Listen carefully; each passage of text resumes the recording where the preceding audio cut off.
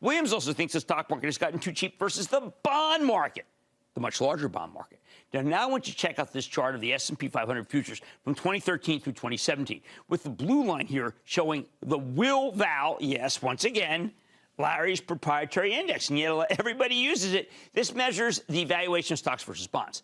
This is not an overbought, oversold oscillator. It shows you the fundamental relationship between stock values and the much larger bond market. In other words, these are times when stocks can be high in absolute terms, but still cheap relative to bonds. When the history shows is that if you buy the S&P, when it's cheap versus the bond market, you tend to do pretty darn well. Those red circles are where Larry's tool would have told you to buy, and they were all correct. So now let's look at a more recent picture, the S&P futures, and how they stack up versus the bond market from 2018 through today. Sure enough, right now, at this very moment, the stock market is incredibly undervalued compared to bonds, which is yet another sign to Williams that this is a buying opportunity. Now, I want you to put it all together. We're going to put every bit of this together, okay? And Williams sees stocks headed higher, which is why he recommends using this Ukraine-induced weakness to do some buying. However, while he's predicting a pretty good rally, he also acknowledges it's going to be a choppy fare, not a direct staircase to heaven.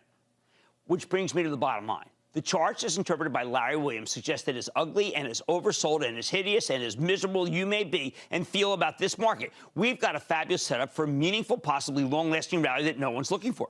And you know what? I wouldn't be at all surprised if this isn't always darkest before the dawn scenario.